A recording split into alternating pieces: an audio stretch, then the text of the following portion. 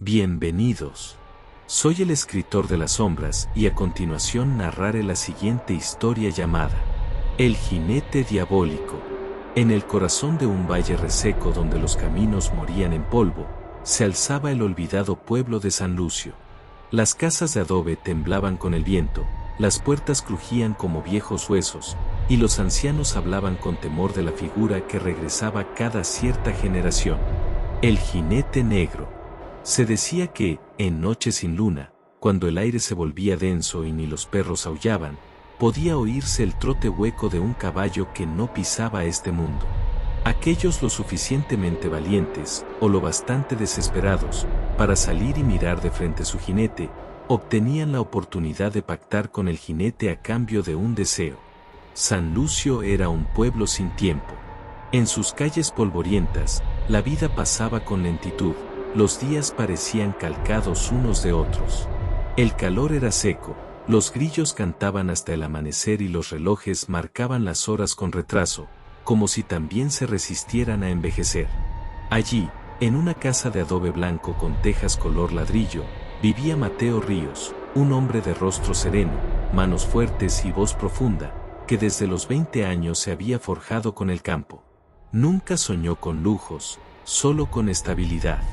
Había heredado una pequeña parcela, un par de vacas flacas, y una deuda que aún no lograba pagar del todo. Pero tenía algo que el dinero no podía comprar, una familia que lo amaba. Laura, su esposa, era su todo. La conoció a los 17, cuando ella vendía tamales con su madre en la plaza. Él la vio sonreír mientras doblaba una servilleta, y desde ese día, no pudo mirar a otra mujer igual. Su amor no fue una explosión, fue una brasa constante, cálida, firme, eterna. Laura tenía una risa suave, que desarmaba el cansancio del día. Se levantaba antes que el sol, cocinaba con esmero y le dejaba pequeñas notas entre las camisas cuando él salía a trabajar. Te espero con café caliente y mis besos más dulces. Hoy soñé que envejecíamos juntos. Y desperté sonriendo. Mateo las guardaba todas en una caja de madera junto a la cama. Tuvieron 2 hijos. Gabriel, el mayor, nació en una noche de tormenta, y desde pequeño fue inquieto, curioso, con los ojos de su madre. Isabel, la menor, era tranquila, de sonrisa tímida, pero abrazaba con una ternura que fundía cualquier tristeza. A pesar de las penurias, Mateo se desvivía por ellos. Trabajaba jornadas dobles en el campo, vendía leña en las tardes y carne seca en el mercado. Los domingos eran sagrados, él los llevaba a pescar al río seco, o les contaba historias junto al fuego. Las noches eran tranquilas. La risa de los niños llenaba la casa. Tenían poco, pero eran felices. Y sin embargo, la vida no se detiene por la felicidad de nadie. Una plaga arruinó los cultivos. Las reses murieron por enfermedad. Las deudas aumentaron. El médico del pueblo diagnosticó a Isabel con una infección pulmonar grave, y Mateo no pudo pagar el tratamiento. Gabriel se desmayó una mañana por desnutrición. Laura lloraba en silencio cada noche. Estamos perdiéndolo todo, le dijo una vez, abrazándolo por la espalda mientras se lavaba los pies heridos en una palangana. Mateo sintió que el mundo se quebraba. No podía verlos sufrir. No podía perderlos. En su desesperación, se acordó de una leyenda del pueblo que se contaba en las noches por las personas. Cuando todo esté perdido, escucha el viento en las noches sin luna. Si oyes el galope, sal y pide tu deseo al jinete negro. Aquella noche, la luna no salió. A las 3:17 de la mañana, el galope llegó. Se escuchaba a lo lejos como un caballo se acercaba galopando acercándose al pueblo. El polvo se levantó en la calle. El caballo apareció entre la nada, negro, enorme, con ojos rojos como ascuas. El jinete iba cubierto de un abrigo que parecía moverse por sí mismo, y bajo su sombrero solo se veían 2 brasas vivas por ojos.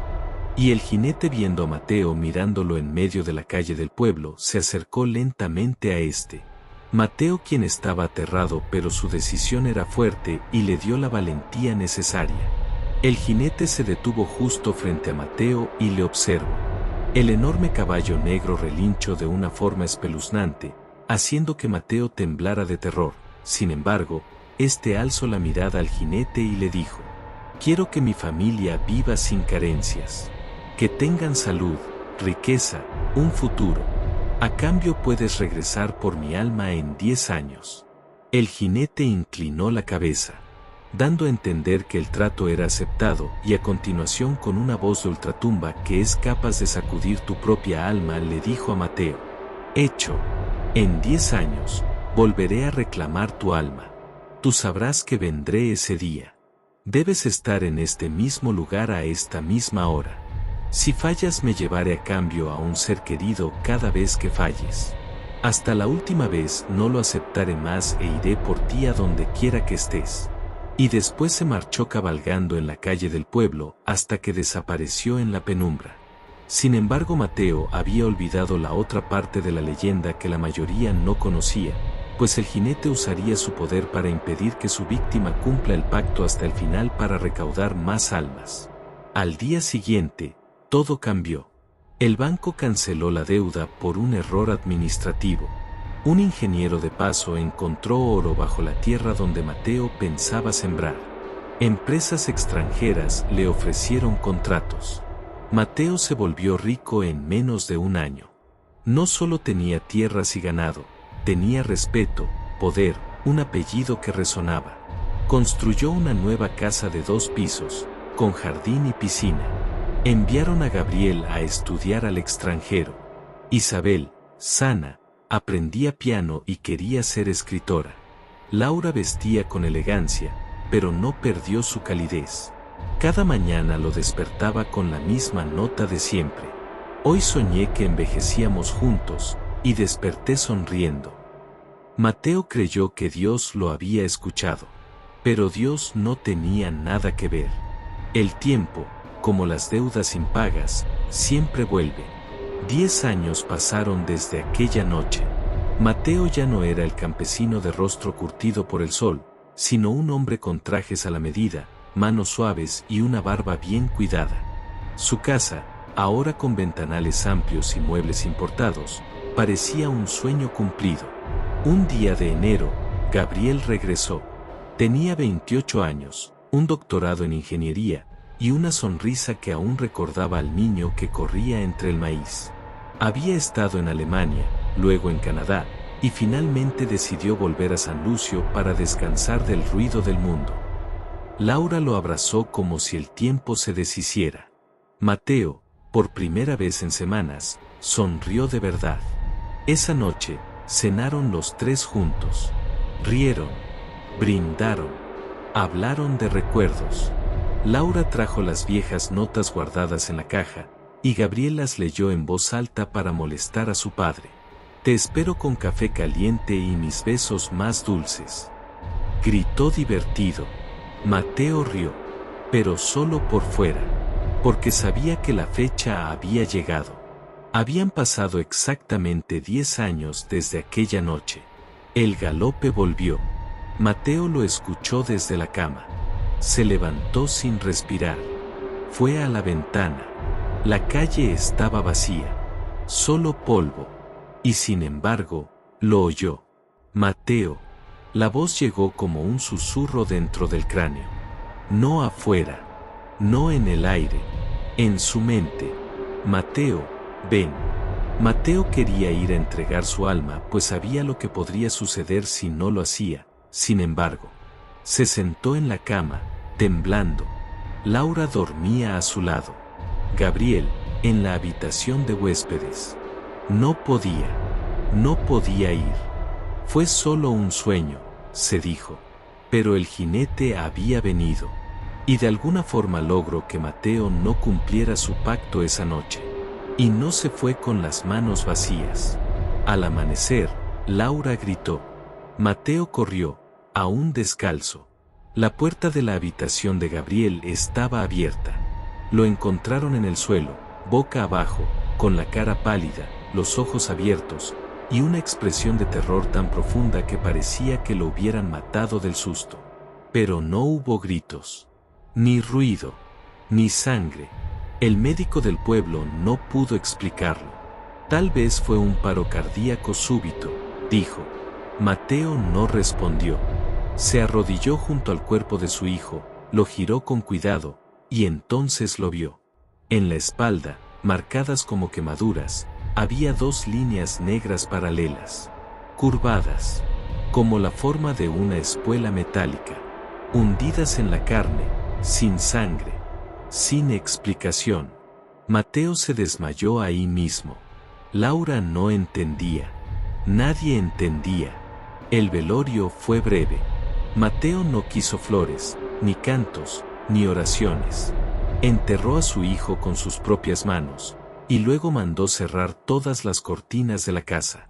Pasaron días sin hablar. Mateo dejó de comer. Se encerró en el sótano, donde solía guardar herramientas, y solo salía para mirar por la ventana a las 3:17 de la madrugada. ¿Por qué, Dios? ¿Por qué él y no yo? Susurraba, con la voz hecha polvo. Pero no era Dios quien respondía. Era el silencio. Los años volvieron a arrastrarse. Laura intentó animarlo, sin éxito. Isabel, ahora adulta, también regresó. Mamá me llamó. Dice que papá no habla, no come, no vive. Vine por él. Dijo, con dulzura. Mateo apenas la abrazó. La miró con miedo. Tenía miedo de tenerla cerca. La veía como una vela encendida en un cuarto lleno de gasolina. Isabel insistió. Se quedó. Cocinaba, leía, lo hacía reír a veces. Por un momento, Mateo pensó que tal vez la pesadilla había terminado. Hasta que volvió a escuchar el galope. El 17 de marzo, 20 años exactos desde el pacto, Isabel amaneció muerta en el sofá. Laura la había dejado viendo una película antes de dormir. Se quedó dormida allí. La encontraron al amanecer, con los ojos abiertos y una lágrima seca en la mejilla. Mateo supo lo que encontraría antes de tocarla. Le levantó la blusa con manos temblorosas. Ahí estaba, la misma marca de espuela. Negra, quemada, como si la piel hubiera sido marcada por algo de otro mundo. Laura gritó. Mateo no. Se limitó a mirar el cielo. Cerró los ojos. Y maldijo su alma. Pues volvió a fallar con el pacto del jinete y no se presentó ante él. Tras la muerte de Isabel, la casa de Mateo se convirtió en un mausoleo. Los días eran largos y pesados. Laura se aferraba al quehacer doméstico como si limpiar, cocinar y bordar pudiera mantener a raya la muerte. Mateo, en cambio, no hablaba. Solo caminaba de un cuarto a otro con la mirada vacía. A veces se detenía frente a las fotos familiares. Las acariciaba. Otras, pasaba horas frente a la ventana, esperando. Siempre despertaba a las 3:17 de la mañana. No había sol en aquella casa. Solo lámparas tenues, polvo, y la sensación de que algo más vivía con ellos, algo que respiraba en las sombras. Una noche, Mateo escuchó pasos. Bajó las escaleras con el corazón acelerado. Vio la figura de Laura en la cocina. Estaba parada, inmóvil, con la cabeza baja. ¿Laura? No respondió. Se acercó. Le tocó el hombro. ¿Estás bien? Laura giró lentamente el rostro. Tenía los ojos abiertos, pero vacíos. No quiero que se lleve mi alma, Mateo, susurró, con voz apagada. Mateo retrocedió, pero Laura simplemente volvió a mirar al frente y murmuró como una niña. La oscuridad llama. Volvió a su habitación. A la mañana siguiente, no recordaba nada. Laura comenzó a caminar dormida varias veces. La encontraban en el pasillo, en la entrada, incluso una vez con la mano en el picaporte de la puerta principal, descalza. Mateo selló las cerraduras. Puso sillas y armarios frente a la puerta por las noches. Pero ella seguía intentando salir. Dice que la llama, una figura con capa y ojos de ceniza, le dijo una noche con miedo. Mateo quiso contarle la verdad, pero el dolor lo paralizaba. ¿Cómo decirle que todo era su culpa? Que había entregado su alma por oro y abundancia, y ahora la oscuridad reclamaba todo a su alrededor. Laura comenzó a enfermar. Sus ojos perdían brillo. Tenía pesadillas constantes. A veces despertaba gritando. A veces reía sola, como si conversara con alguien en un rincón del cuarto.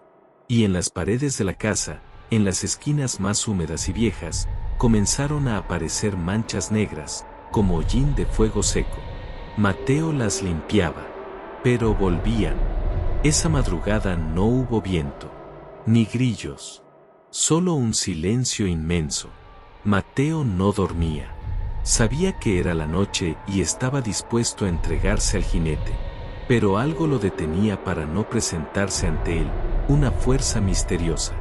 La misma fuerza que anteriormente había sentido lo detenía a pesar del amor a sus hijos y esposa. A las 3:17, Laura se levantó, sin abrir los ojos. Descalza. Llevaba puesto un camisón blanco y el cabello suelto, cayendo como un velo. Mateo la vio desde la cama. Intentó moverse, pero no pudo. Estaba paralizado. Solo sus ojos seguían el movimiento de su esposa mientras bajaba las escaleras. La vio apartar las sillas con una fuerza que no era suya. Abrió la puerta sin dificultad. Y entonces, Mateo escuchó al jinete nuevamente. La silueta del jinete estaba ahí, oscura, altísima, con la capa ondeando como humo. Laura caminó hacia él, sin miedo, como hipnotizada. Mateo pudo gritar. Al fin su cuerpo respondió. Bajó corriendo, pero ya era tarde. Desde la puerta, solo alcanzó a ver cómo Laura subía al caballo, sin abrir los ojos, como si fuera parte de un sueño. El jinete no habló, solo giró la cabeza. Dos ojos como brasas lo miraron, y galopó con ella hacia la niebla, hasta desaparecer. Mateo cayó de rodillas en medio de la calle. Lloró, gritó, rasgó su ropa, se golpeó el pecho con fuerza, invocando la muerte. Pero el jinete no volvió esa noche. Pasaron días, luego semanas. La policía buscó a Laura. Se pegaron carteles. Se registró cada rincón del pueblo. Nada. Mateo no hablaba. No comía. Dormía en el suelo de la entrada, como si esperara que ella volviera caminando. Una noche, se sentó frente a la vieja chimenea y comenzó a hablar solo.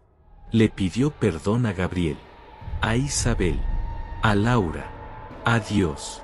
Pero sabía que era inútil. La casa ya no era suya. Era el umbral del infierno. La última década fue silencio.